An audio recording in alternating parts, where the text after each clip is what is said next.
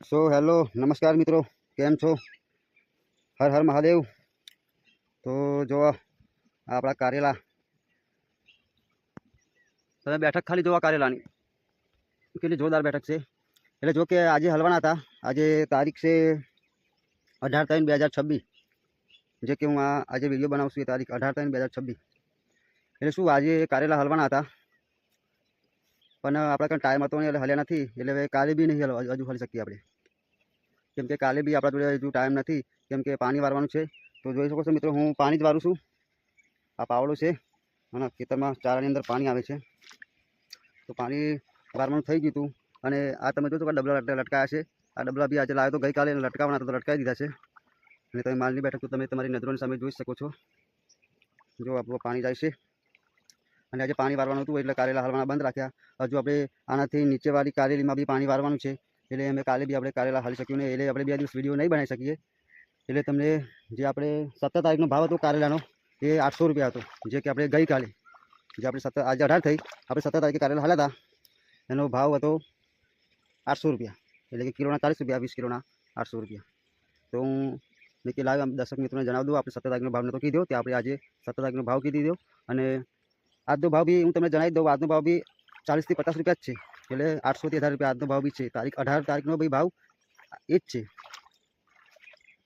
અને કાલનો શું ભાવ પડે છે એ હું તમને કાલે પાણી વારીશ નીચેવાળી કારેલીમાં।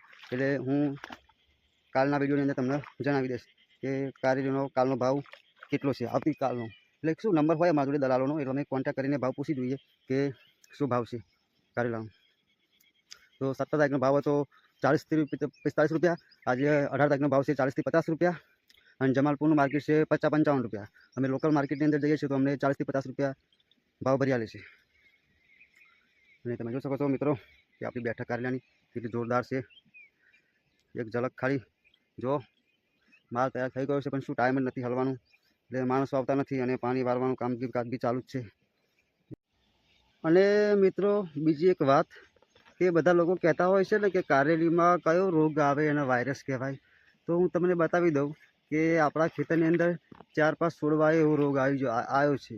તો જો આ તમને દેખાય, આને રોગ કહેવાય અને એ વાયરસ કહેવાય। તમે જોઈ શકો છો મિત્રો કે જો આને ને આ રોગ કહેવાય। આ તમને જો પીળા પાતા થઈ જાય, બધું કૂંકળવું જોઈએ, આમ કોમ બધા કૂંકળી જાય પાંદા, એને વાયરસ કહેવાય। જો એના કારેલાથી બી તમને ગમે બી નહીં, જો વાંકા વાંકા છે અને જો બધું કૂકળાઈ ગયું છે। આ જુઓ તમે, દેખાય છે તમને? આ એને આ વાયરસ કહેવાય। આખું જુઓ તમે, ને ડૂંખ જુઓ, હવે આના વાયરસ કહેવાય। આ આગળ ડૂંખ હેડે નહીં, તમે જુઓ। પણ શું આપણે દવાનો સ્પ્રે કર્યો છે એટલે જોઈએ છે કે આ છોડવા આપણે સુધરે છે કે નહીં સુધરતા। જો ના સુધરે તો આને આપણે ઉપાડીને ફેંકી દઈશું। પણ હું તમને એમ કે આ જણાવી દઉં કે આને આ વાયરસ કહેવાય। ઘણા લોકોને એ બી ખબર હોતી નથી કે કારેલીમાં વાયરસ કેવો આવે। તો હું તમને બતાવી દઉં કે જો આને વાયરસ કહેવાય। આ કૂંકળાઈ ગયા છે બધા, જેને આપણે દેશી ભાષામાં કૂકળવું કહે। પણ આજે કૂકળાવી તો દવા મારે જો પાછો પડી જાય તો પડી જાય, બાકી જો ના પડે તો એ ભાઈ કારેલી બધી કેન્સર જાય છે। હા, એનો મેન વાયરસ છે, તમે જોઈ શકો છો। બધા કૂંકળાઈ જાય ને પાદા જુઓ,